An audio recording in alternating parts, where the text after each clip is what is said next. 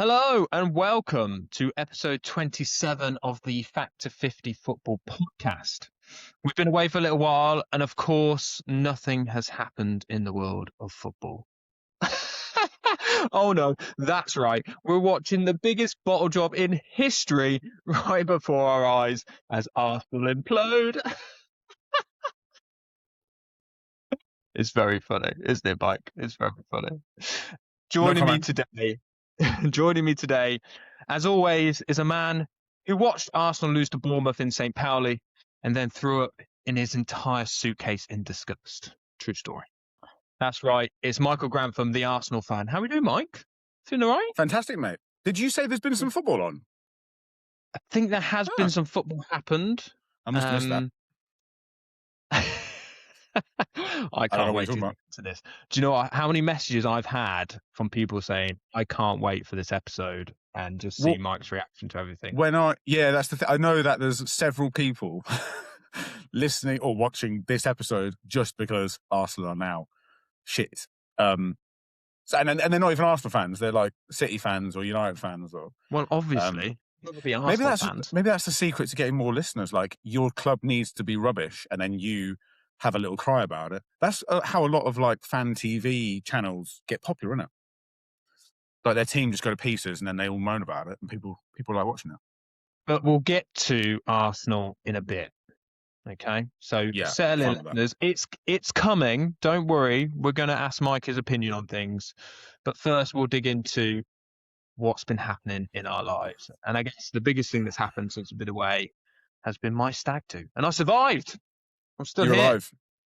Yeah, I'm alive. I was going to say, unfortunately, then. Bit extreme. What every best man would say.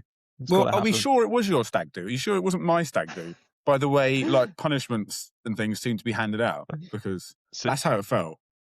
It was the running theme of the stag do that everyone kept saying it was Mike's stag do. So even before we'd started drinking, I'd convinced half of the people on the stag that Mike had to do a punishment because he made us fly from Heathrow, which is his local airport, and everyone else. It's not that local. It's not that much further from my house to Heathrow than your house to Heathrow. Miles away. How long it's did a it certain number home? of miles, but it's not many. It took me about an hour to get home. Right. And it takes you, what, an hour and a half? You stopped and did a big shop, didn't you, on the way back? A little shop. Yeah. Little shop. But that was, including the stop, probably like an hour and 15. So it wasn't, it's not just down the road. Basingstoke to Heathrow is a fair old drive. It's not. But the stag was good, wasn't it? We enjoyed it. Yeah, it was fine. Yeah. I know it was good. You were the only person who threw up, I think. I didn't throw up at all. Really? Did no one else? I don't think anyone else. Well, it wasn't alcohol induced. It was I tried one too many times to watch Victor Gyökeres try and control a football, and then just that's what did me. I have to tell this story as well. So Mike is really good at planning things, right? And he was very excited about the stuff he planned. One of the things he planned is he booked a sports bar for us to have drinks in. It was a great sports bar, brewed their own beer. They did towers of beer. We're enjoying it. They were nice. We booked it for 3:00, but we went down a bit early to watch the Arsenal game, didn't we? So we went down a bit early, settled in. It was dead. We watched the Arsenal game. But the whole point of booking the table was to watch the St. Pauli Bayern Munich game because we couldn't get tickets to the game. That kicked off at 6:30. So we were there at 1:30. I thought it was 5:30. There's time difference, isn't there? And then the people who worked at the bar came over to us after we'd been sat there for 4 hours just drinking nonstop and saying, you have to move now and leave because someone else has this table. We're like, what? But we're here to watch the game. There's the whole point. No, you have to leave now. I didn't realise when you book a table, like you obviously you get it for that time, and then you only have it for, what did they say, 3 hours or something we could have it for. Yeah. So they were trying to move us on like half an hour before kickoff, which was great. But then coincidentally, there was another table outside that someone else had just left that wasn't booked. So we just moved from that table to that table and carried on. Drinking in that bar. We left one member on the table, didn't we? So David fell asleep at the table, so we all left him there on his own. And there's a series of photos in the WhatsApp chat of all of us, like next to David asleep, like Yeah. with him great. in the background. Really good. Really Not good. a big fan of football. No, he's an American. He's not a big fan. Not a big fan. Different game over there, isn't it? Yeah, different game. And I think people have maybe seen the video. If you haven't already, Mike's done a short on YouTube. But yes, I did have to do a park run at 7. Well, it wasn't 7 a.m., but I had to get up at 7 a.m. in the morning. Yeah. And 7 a.m. in the you gave me morning. a nice little fancy dress costume, didn't you, for me, mate? It was nice, yeah. So there's a run. We can't really get into the running joke of the koala, but there's a running joke in Farrell's wedding WhatsApp chat of koala-based photographs after our friend and our good listener, our original only listener, or Coxie in that. Coxie sent a photo of, I can't remember if we've explained the koala, but Coxie sent a photo of himself with a koala for some unknown reason. I don't know why the koala was there. And since then, that's kind of taken off. So Farrell had to do the park run on his stag do dressed as a massive koala, like a big inflatable koala outfit, which I think looked pretty good, actually. It was difficult to run in. It was incredibly sweaty. When I took off at the end, Yeah. it was disgusting, like dripping. Yeah, toweling that thing down outside when we got home. It's more of a joke on me again, really. You do. I've seen that for you. Fucking stank. But it was one of my favorites. The stag finished and we were all in the airport at the end just trying to get home. And I swear there was about a period of an hour when no one said a word. We just sat there, just depressed. Just couldn't be asked to move or talk or say anything. Yeah, that was a dark time. It felt so long as well. Like it felt like it would be hours before we got home, and it's only like an hour and a half flight. I know, but the waiting around is a long time. Yeah, and when you've been drinking for like 4 days, it's all just a lot, isn't it? Just want to go home. Well, the plan was, my plan was on Sunday was to go to a spa and have a nice time, or at least chill out. That's not how stag do's work. Well, the last night ended up being one of the heaviest. I want to go on a hen do. The last night we ended up playing drinking games where every punishment was a shot. So we ended up having like 10 to 15 shots each on the last day when we're flying. I don't know whose idea it was to go and buy. Someone went downstairs, didn't they? Because we were bang in the middle of the St. Pauli area, so we were above like a bar, a really quiet bar at 3 a.m. And someone went downstairs and bought like a bottle of something, Sambuca. Oh, yeah, it was Sambuca first. Yeah, someone else went and got another bottle, and then every time you got something. I know we were playing bullshit, wasn't it? So every time you either got called out or called somebody out incorrectly, you did a shot. On the last night as well. I thought it was really good fun, but that's not a Sunday night activity, is it? That's a Friday or a Saturday. Yeah, that's like big exciting day. And we've been in the pub all day anyway. Like I had my first beer on Sunday at 11 a.m. So wasn't it an Aperol Spritz we started with on a Sunday? Well, no, because some of us aren't pussies, mate, and we had beer as soon as you woke up. Whereas you're like, really? Yeah. So Jarv went to the fridge and opened up a Beck's, and we had a Beck's. Oh yeah, I did not have one of them. That's disgusting. I've got standards. Yeah, and I have to say as well, I know we talk about stag a lot, but the last thing I have to say is, Mike, on the first, when we were flying to the airport, was an absolute letdown. So what happened was we stayed up to about 12, half 12 in the airport bar because we were staying over the night before, and we were flying in the morning. We had to get up at 4 a.m. I remember we were staying in the same bedroom in the airport hotel, and you were just chatting to me. And at one point I went, Mike, you need to stop talking. We need to sleep because we're up in 3 hours. Really? I don't remember that. Yeah, we had 5 beers and was smashed. So we woke up after 3 hours, and Mike was so hungover in the airport. Like, you said it was the worst you felt for the whole stag. By a mile. I could not. My favourite beer in the whole world is that pre-flight holiday beer. So I ordered one because everyone else ordered one, and I could not. I think I had one tiny sip, and I was like, nope. And it was lucky we were like just over from the toilets in Heathrow. And I just kept going back and forth, like trying to be sick or about to be sick. Nothing happened, unfortunately. I think I would have felt better if I'd been sick. But that was horrendous. And that was the worst I felt the whole holiday. After that, I was fine. But you set the tone, don't you? just like you do in a game of football. You set the tone for the rest of the weekend. Got to. And then I just got bullied for the rest of the stag do. But it was good fun. It was good fun. You did a great job as well, mate. So well done. Did a great job. Of course, yeah. Thanks.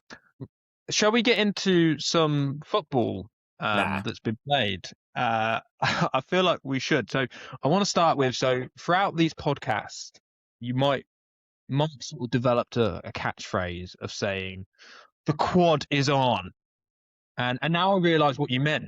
What you meant was the quadruple is you finishing in second place for 4 years running. That's Very what good. that quad is. And listen to what you don't know. The reason we haven't podcasted for 3 weeks is because Farrell was trying to think of these jokes. That's how long it took for these excellent jokes. ChatGPT is great for this. Yeah. It's really helps me out. So come on then, mate. Break it down. So I want to go back to a little bit to Bournemouth. So when we saw that in St. Pauli, so losing to Bournemouth, and then we'll fast forward to the City game. How have you ended up in this position where you're going to bottle the league? We're not going to bottle the league. Like we may not win the league. I still think we're going to win. I've been back and forth on this a lot.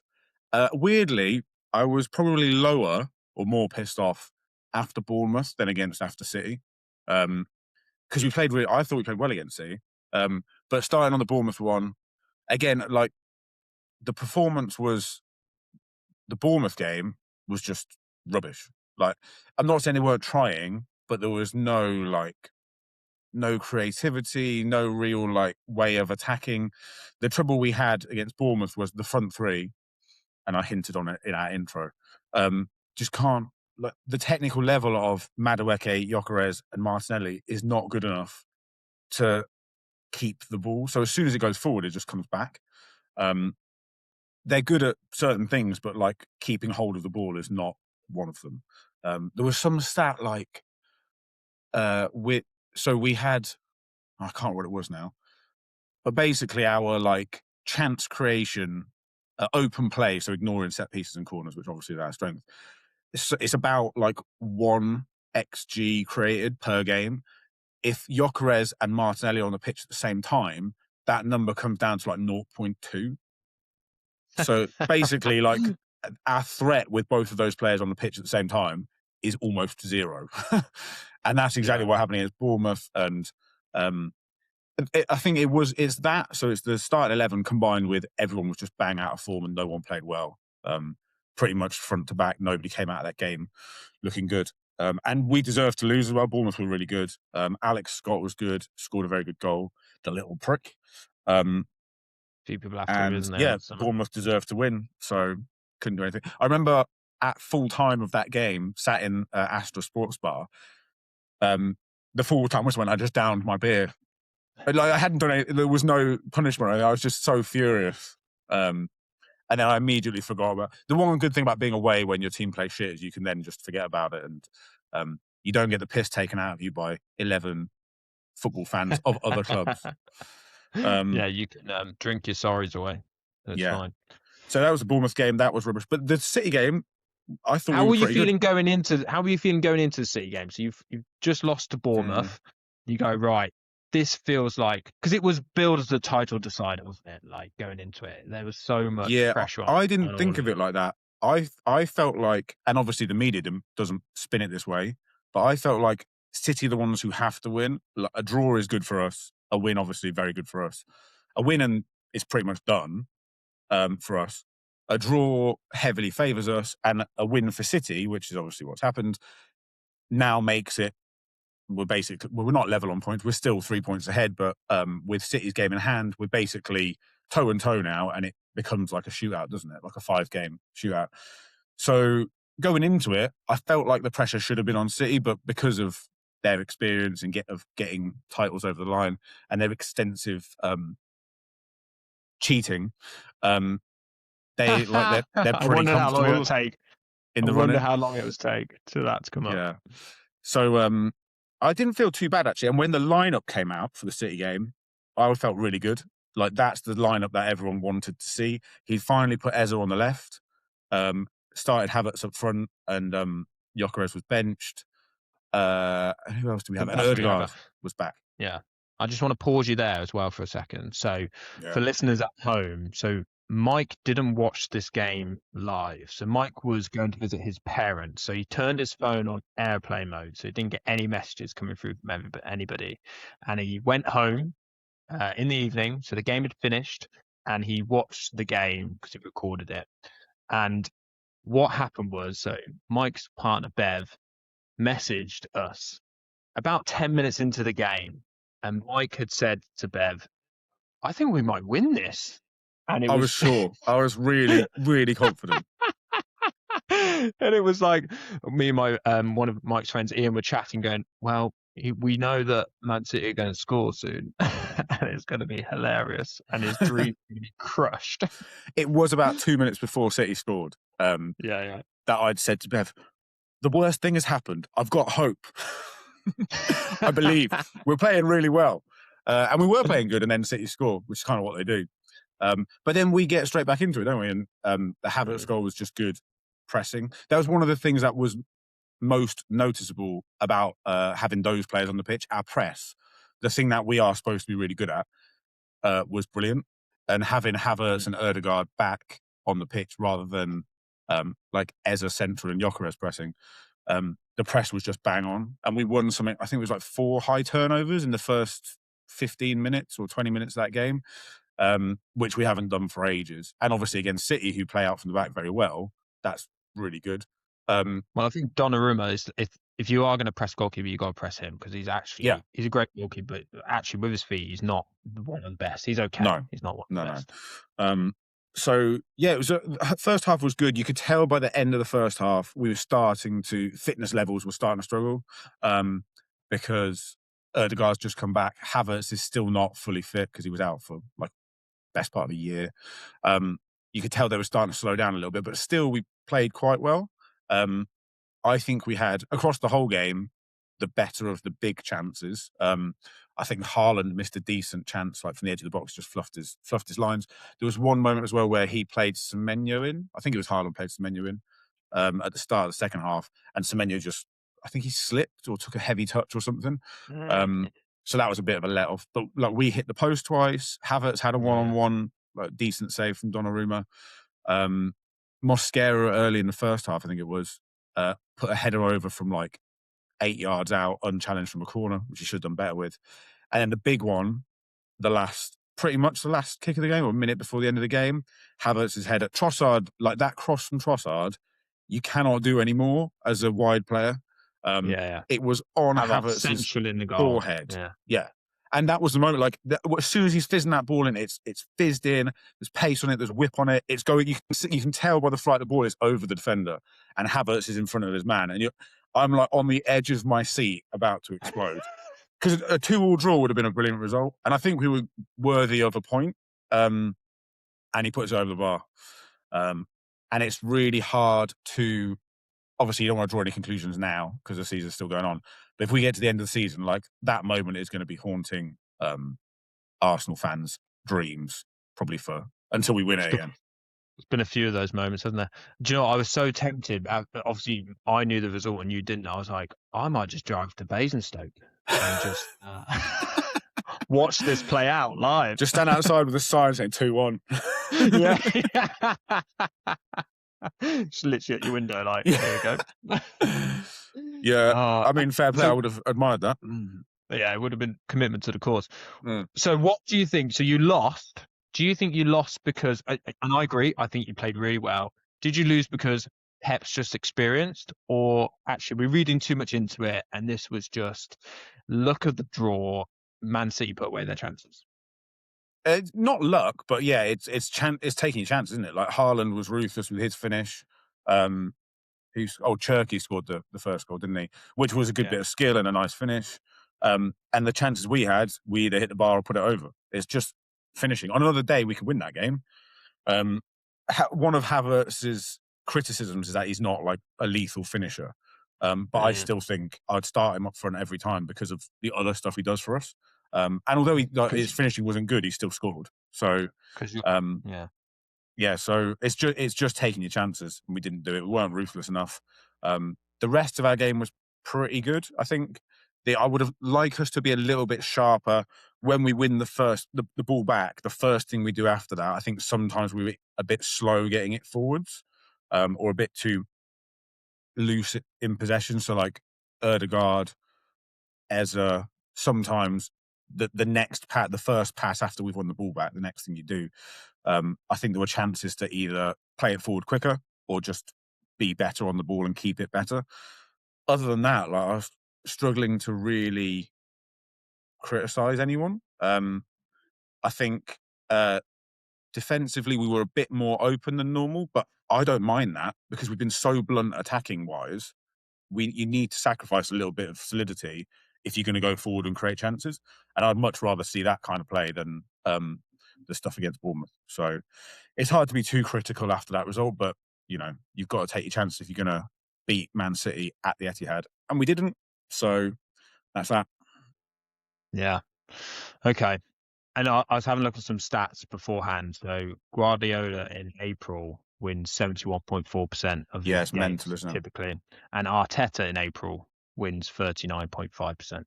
So like Pep just knows, he's got the know-how, he knows how to do it. It feels like you guys are running out of steam. I think you're right. So blunt in attack. You've sort of got away with it throughout the season because you've been excellent at set pieces. And, Gyökeres had a bit of form maybe a month ago where he scored in 2 or 3 games, but he's just not at it. He's nowhere near what you need. Do you think that lack of goal scoring threat could be a downfall? If you look back at this and say you didn't win the league, you put it down to one thing. Is it that lack of killer instinct up front? I wouldn't say it's killer instincts, but I don't think Gyökeres. I think the plan for this season was Havertz would be our centre forward, and Gyökeres would be the impact sub, or he'd come in games against like lower league opposition, lower teams down the league, and bully their defences. And I think he's kind of burnt out because physically he's not used to 38 games in the Premier League. He's also he looks physically like an absolute beast, but he's not really, like, it's all upper body strength, and his lower body strength is not brilliant. So holding the ball up, he doesn't do it. Like, he goes up for a duel and you're not winning that ball. So I think the thing is, like, you want to be critical of Gyökeres, but he's been available all season. He's still scored 19 goals, which is quite good. And if you think about who else we should have bought instead of Gyökeres last summer, like, who are we getting? There was obviously Sesko was the other one, but he's hardly been. I mean, he's a bit younger, so could develop, but he's not been, unstoppable. Isak was the big one, who has done next to nothing for Liverpool. Obviously, had a big injury. Other than that, I don't know who else would have been available. The one thing that I do think about is in terms of how our squad is built now.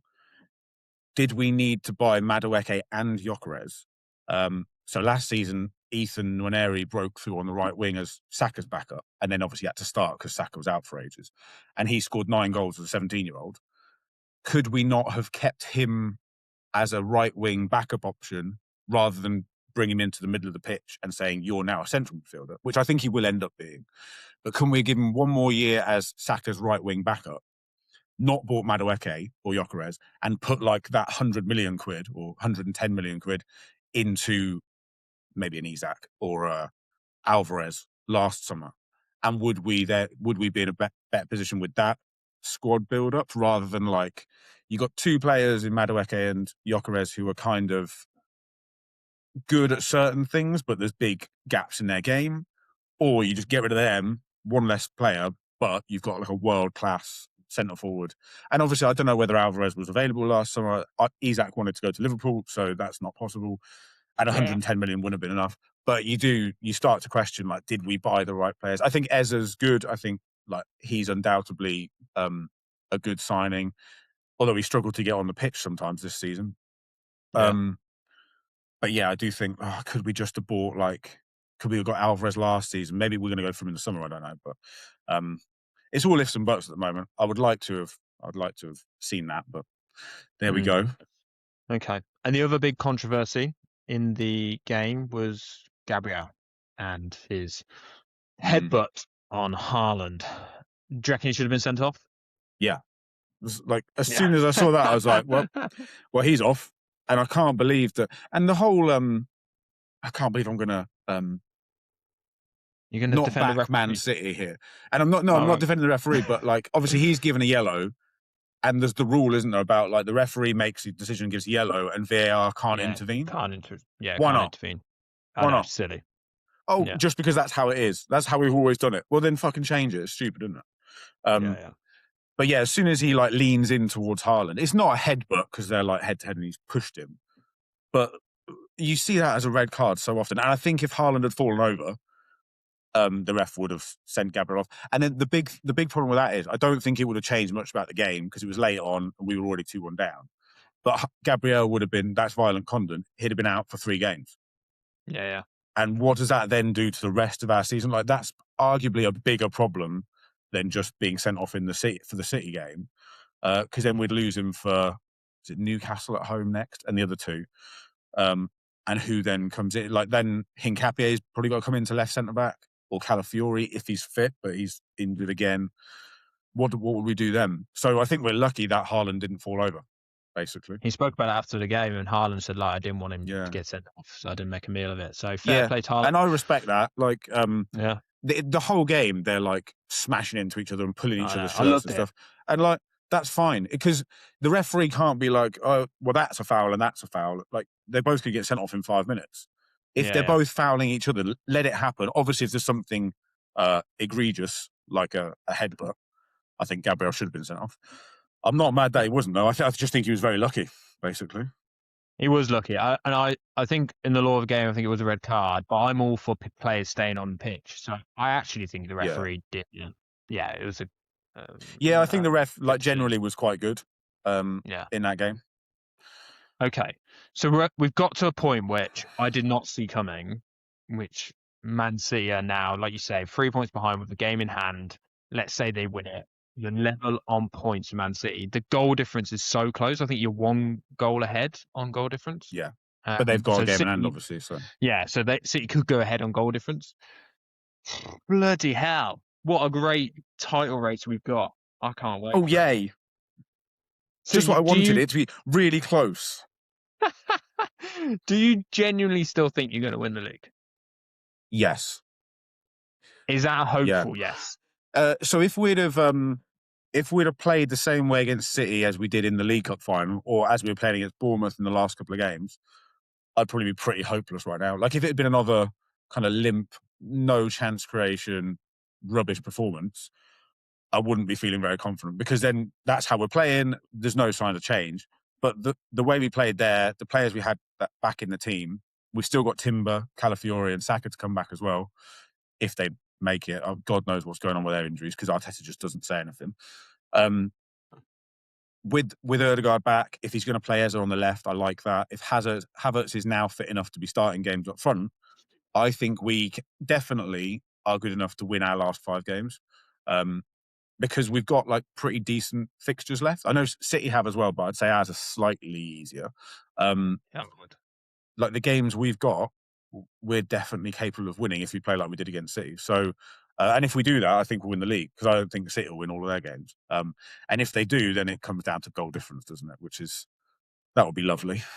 Have you got the mentality though to see it through? I think you're right. Capable of winning games. But mentality at this point is massive. Well, I don't know. So this is the whole thing because I've been back and forth a lot, like from absolute furious rage to backing the team. But if it turns out that we don't go over the line and we don't win the league, you have to look at ourselves and the players and the manager and the club. And every single fan will have every right to just like tear into the team, the players and the manager especially, and ask, like, how have you bottled it? Like, there's no defense of... In previous seasons, there's been reasons why we haven't won the league. This season, we were, 8 games to go, and we had the chance to go 12 points clear. If you don't win the league from that position, there's unless every single player falls over with a torn hamstring, there is no reason why you can't win the league and shouldn't win the league. So fans have every right to be absolutely furious in the summer if we don't win the league. But right now, if we're jumping to conclusions and thinking, oh, they're going to fuck it up now, then we've already lost. Like, if we just down tools as fans and sort of abandon the team and the players when they probably need the most support at any point in the season, then we've already given City the title. So I'm trying desperately to just be positive and believe that the players will start winning again. Okay, I feel like we talked about Arsenal a lot, but I do want to ask you one last question. So let's imagine a scenario. It's the end of the season. Spurs have stayed up with the last kick of the game. Don't do it, West Ham. Come on. Man City win the title in the last game of the season. What happens to Arteta at that point? What do I think would happen, or what would I do? What would you do? Depends who's available. Like, I wouldn't sack him. So you would consider a potential, if someone good was available, let's say a Luis Enrique or something was available, would you consider swapping him? If I think the more likely thing is Arteta would think, like, I've gone as far as I can and I can't get over that final step. And it might be like a mutual. I don't think the club will sack him. I don't think the club should sack him. We're not that sort of club who are just like, oh, you've lost 3 games, like Rossini at Chelsea is going to get sacked, right? Or Igor Tudor at Tottenham. We have proven we give managers time, and I don't think they would sack Arteta.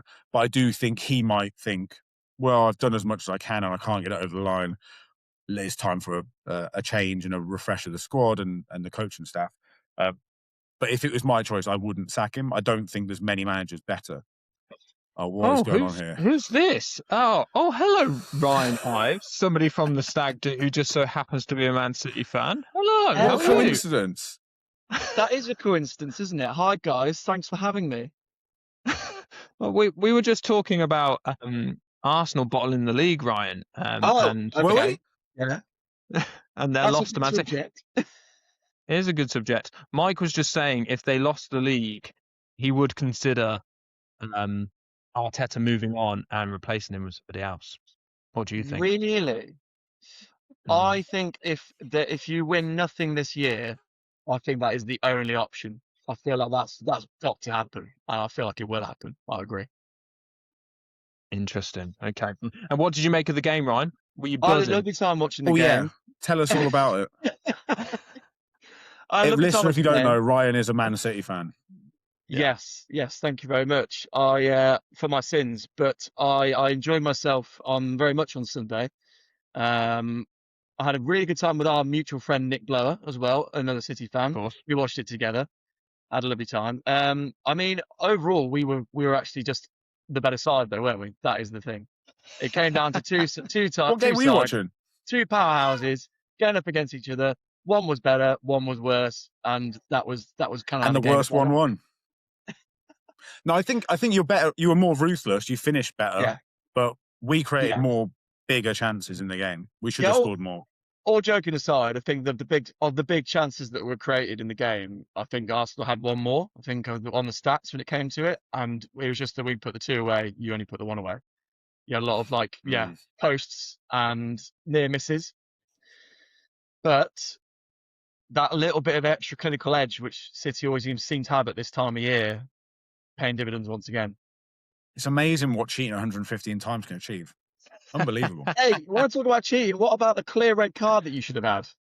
Oh, we just spoke about that. Yeah, no, and I agree. He was lucky not to go. He should have been sent off. Arteta knew it. Did you see how when it happened, and showed his reaction? He looked back and you could see he was thinking, "What the hell have you done, you stupid child? What are you doing? You've ruined everything." The thing is, like, Gabriel, when he joined Arsenal, he had that in him, and he had that like bozo gene, and he's done so well at getting rid of that. But on Sunday, he just he let. I think the battle with Haaland just got him his blood boiled, and you could kind of see it coming. He was going to lose it. Generational. He's done so well in the past, but he should have. It was head loss. He shouldn't have done it, and he was lucky not. And I was just saying, if he had got sent off, he misses 3 games, and that would be huge for the rest of the season. It's not really even about that game at that point. It's about what's coming up, guys. Think about the bigger picture. Yeah, he lost his head a little bit there. Yeah. So Mike was just talking about how he's desperately trying to stay positive, and hopefully we're going to do it. We're going to do it. You can just hear the doubt in his voice when he says it. You can hear it. So, what do you think as a City fan? Do you reckon you've got it in the bag now? You've got the edge? Personally, I thought I remember saying to my cousin who's a Liverpool fan, um, on the eve of the Carabao Cup, on the eve of the League Cup, I said if we win the League Cup, this is the momentum shift, because it's just something about this time of year and how it runs and how it plays out, that it just felt like the momentum would swing in that way for a City side. And obviously since that game, Arsenal haven't won a game other than the Sporting game, of which it was a 1-0 over Yeah, two we legs. won we're in the Champions League semi-final. Yeah, Are I you know in the you're in the Champions League semi-final?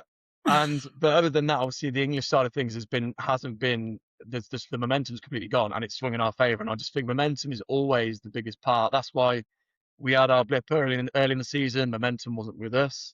Certain players weren't clicking, or new players hadn't quite found their feet yet. And now it seems to be like Pep's got him back into the form he wants them in. Obviously, majority of the players that we have are fit and ready to go. Always makes a big difference, of course, as well. Um, whereas I think Arsenal are now regrouping again. And I don't know, I feel like it could go down to the wire, though, which is what we all want to see, regardless of how it pans out. We No, all it's want to not. see it go down to the wire. Well, yeah, maybe there's no one mine wants to see, but I want to see it go down to the wire. I want a last day of the season mega game again, like we've had many times before. So I do think City will see. I've actually put a bet on. I put a bet on for the double. So for the FA Cup and I did it before the Arsenal game. So I haven't done it now. I did it before the Arsenal game at the weekend. I am that confident in the fact I feel like the turnaround's happened now. Unfortunately, Mike. That is pretty big. That is pretty big. Okay. Well, I actually think you'll both drop some points before the end of the season. So I can't see both of you winning all 5 games. I just don't think that's going to happen in this league. So whoever holds their nerve, let's see what happens. The next game, obviously not Burnley tonight as we record this. Yeah. But I think going forward, obviously, Newcastle for Arsenal is probably one of your bigger banana skins, even though they're really out of form. And then we've obviously got Brentford and Bournemouth, I think, haven't we? Which are, again, both two teams that are, they're flirting with the idea of European football. Yeah. And want to get there. I do think you've got a couple of teams to play who have got a lot to play for. Brentford, Bournemouth. The Bournemouth and the Everton away games are where I'm pitting my hopes. Because they're two good teams. Maybe Bournemouth less so at home. I think they're better away. But like, if you win both of those games, I mean, there's no reason why you can't win the other ones. I think you'll beat Burnley. The next time we play, you'll be top because you're going to stuff Burnley. And then after that, it's pretty much a straight shootout, isn't it?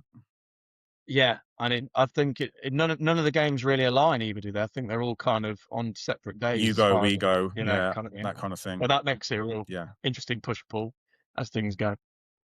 Yeah. As a neutral, I bloody love it. It's great. Do you have sitting down there in third place, looking up at us? Yeah. Do I have a preference? That's a good question because it is. That is a good question. Yeah, I know he has a preference. I know the answer to this question. I do have a preference, and I might get slaughtered for this as a Man United, but I want City to win the league because they've done it so many times, and I just don't want Arsenal to win the league. I think, and I spend every week with an Arsenal fan. I think Arsenal fans are honestly the worst fans in the Premier League. I bloody hate them. You've watched an episode of Arsenal Fan TV and you're going, oh, they're all like that. Oh no, it's not even that. I watched the Overlap fan debate. They're on there. They're just so annoying. They're always moaning about something's against them. And they're not to win. All of us. And also, like, Man United aren't great, and it's nice to have another team that's not winning something. So that's the reason. Like, any neutral wants City to win because it's easy to justify. It's like, oh well, they've won it 17 times before. That's fine. It's not just if someone new wins it's like, oh, why haven't we done that? Yeah. The biggest reason this season, it's just so bloody funny if you bowl. Yeah, I can see that. Yeah, it is just so hilarious. You will be the biggest joke club ever.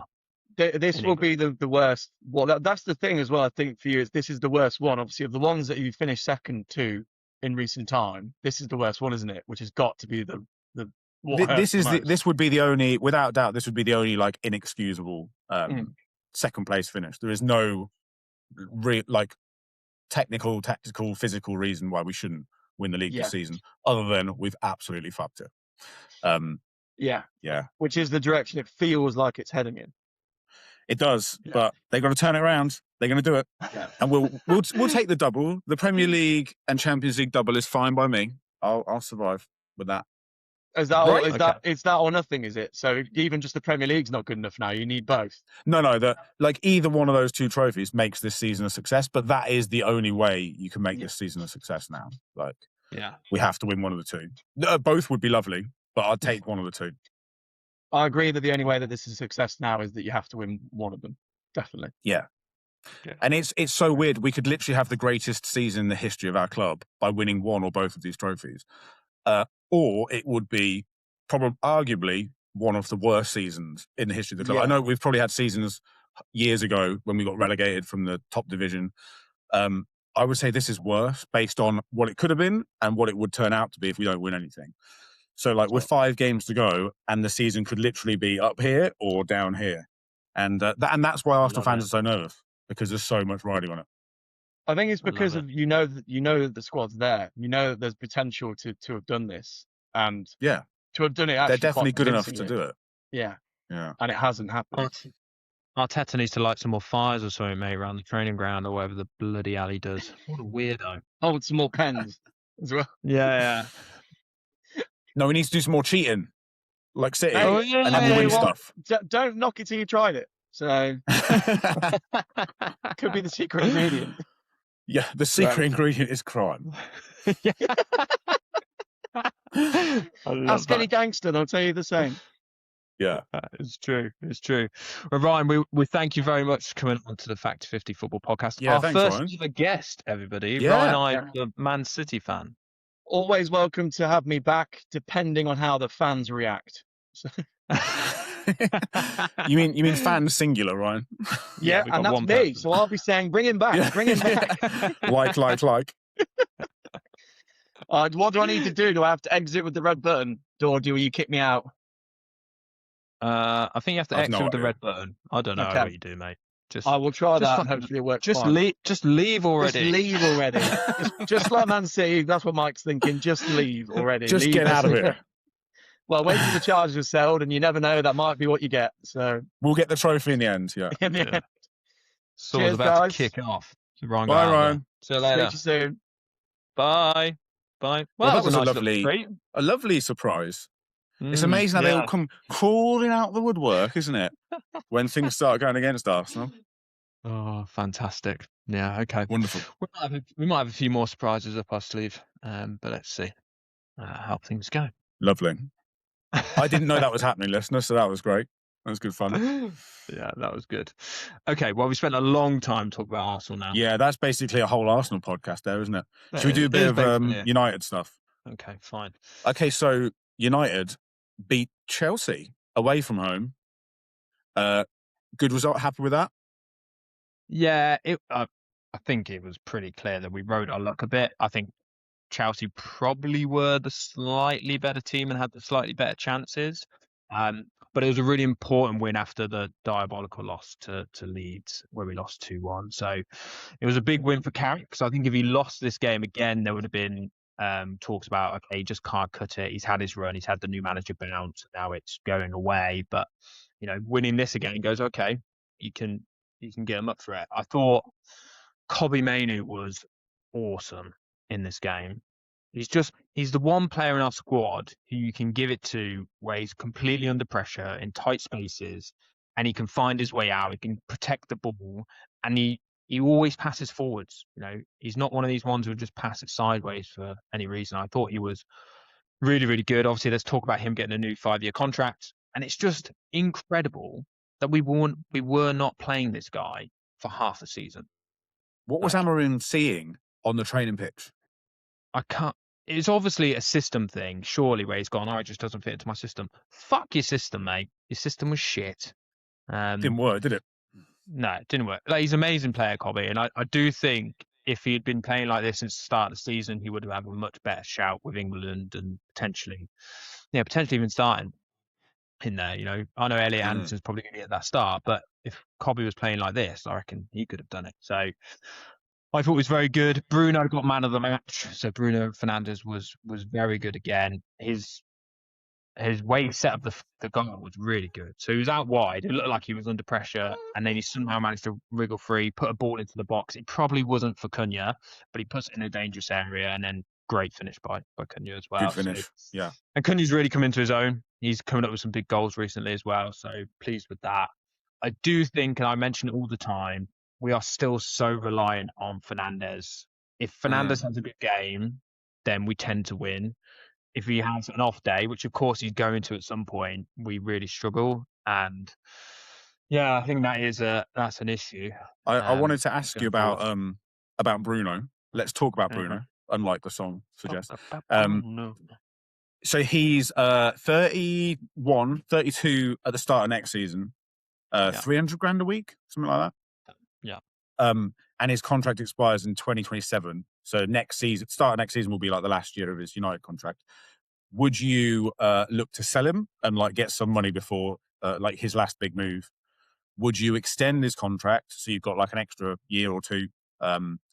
Or would you just like keep him at the club? He sees out his contract and then goes at the end of next season to somewhere else. I don't think we should sell him. Like, yeah, you can get some money for him, but we'll be way worse off. So you shouldn't cash in on Bruno. I do think the Salah situation is probably going to have an impact on this. I think United top dogs would have seen that play out and go, okay, we've got to manage this pretty carefully. Otherwise, it could get a bit Will messy. They, though? Let's just do the same thing. Yeah, let's not learn any lessons. Just do it. Ignore that. Yeah. So I think what will happen is he won't sign a new contract, I don't think, this summer. We'll go into next year, and then we'll probably see how it goes. And then the idea would be maybe giving a 1-year extension. Obviously, Salah had it kicked off and he got a 2-year extension, but then has ended up in it short and just having 1 year. So I think at this stage, you get 1-year extensions. It should be the case. But Bruno, obviously, he might not. He might go, show me some love. Give me what I deserve, and he does show me the money.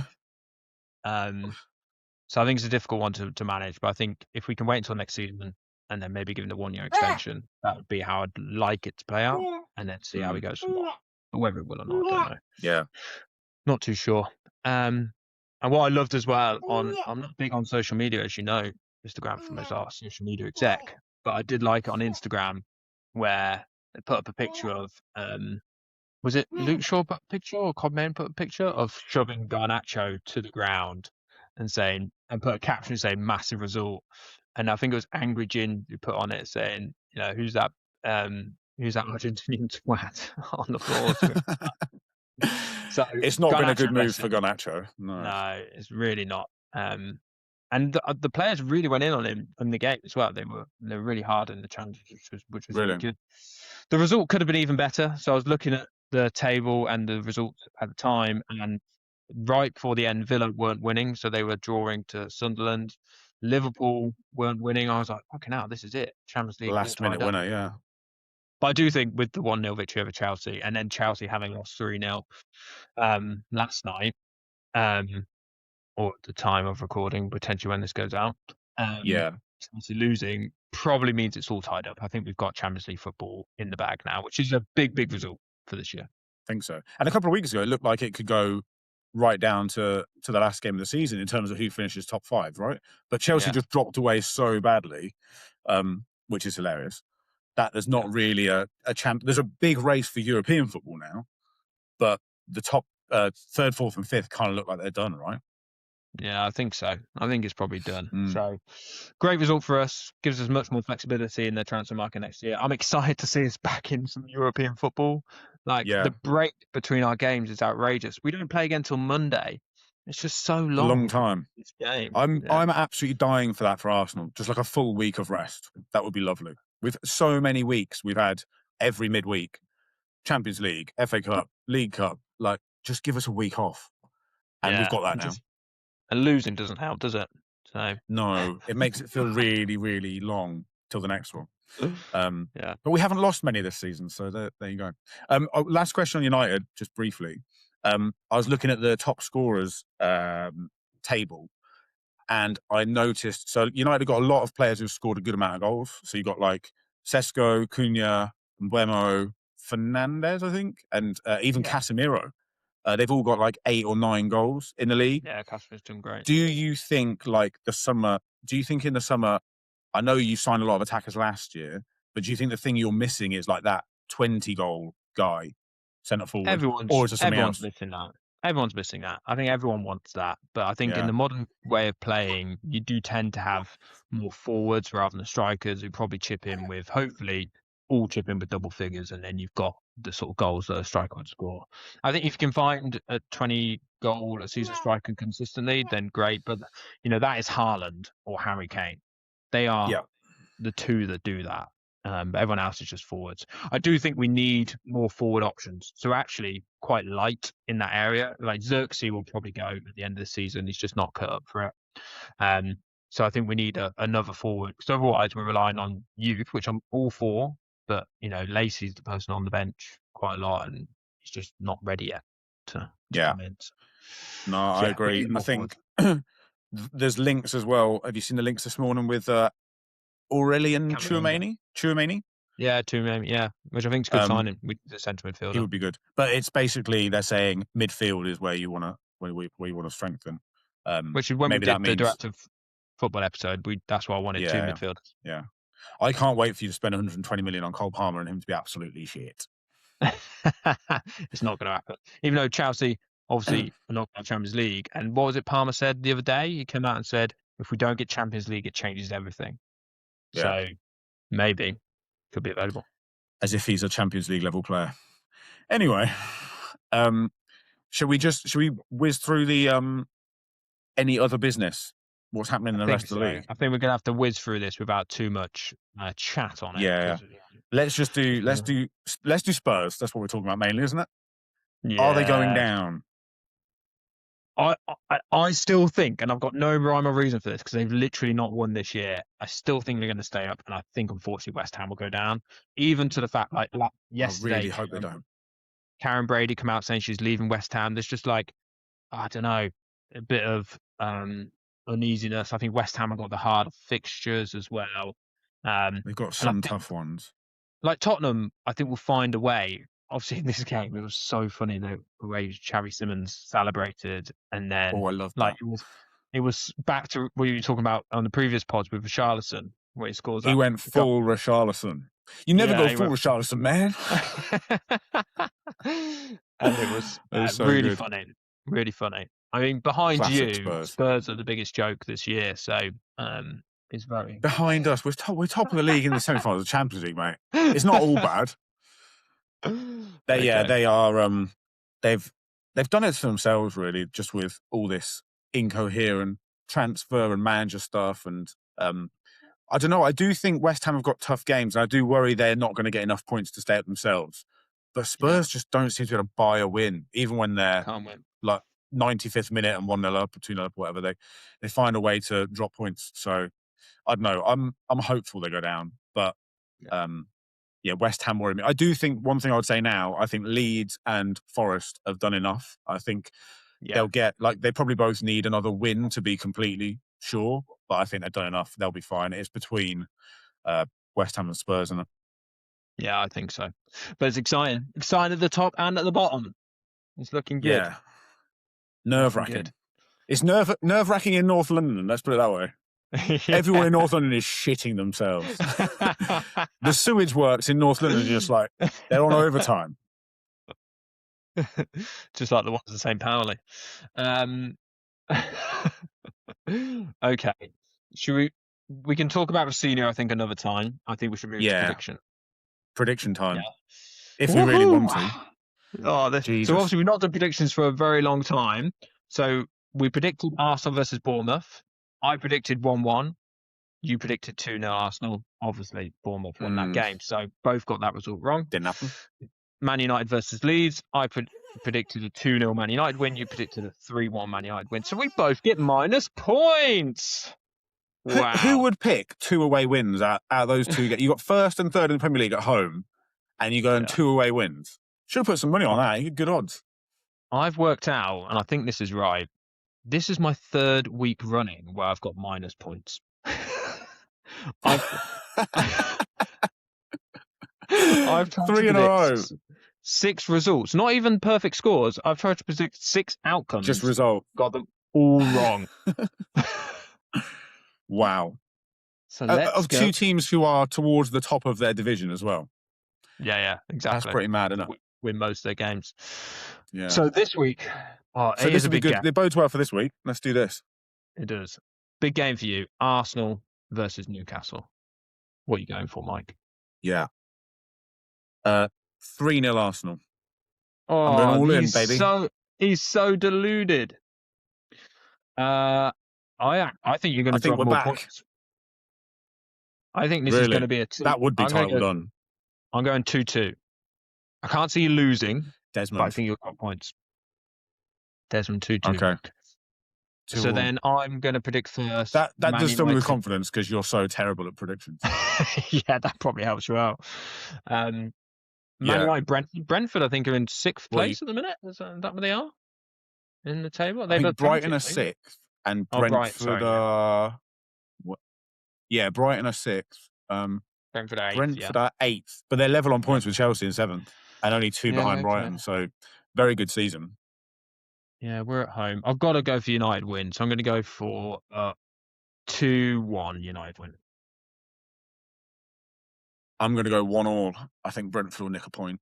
Because I think like your players won't be as motivated as they could be because it's kind of pressure's off a little bit now. I think you need like two positive results out your last 5. I think a draw will be fine. I think Brentford will be bang up for it because they've got a lot to play for. So I'll go draw. Yeah, okay. So that basically confirms Brentford are going to win that one. Yeah. Okay. Well, that is it done for another Factor 50 football episode. The long-awaited Mike reaction to Arsenal bottom in the league. You have just listened to that. I hope you enjoyed that, everyone. I hope you enjoyed it. We'll be back next week where we hope that more drama has happened in the Premier League. And let's have our next special guest. I'm going to recruit an Arsenal fan for our next special guest. Yeah, just watch you both crying after you lost to Newcastle. Great fun. Excellent. As always, follow us on social medias, leave us likes, comments, shares, whatever it is, please. It massively helps, so massively appreciate that. And we will see you next week when we will become more regular again, we promise. We'll be back next week. Taking some fibre tablets. We're going to be regular as anything. And there's the poo chat right at the end. You missed it. See you next week. Bye.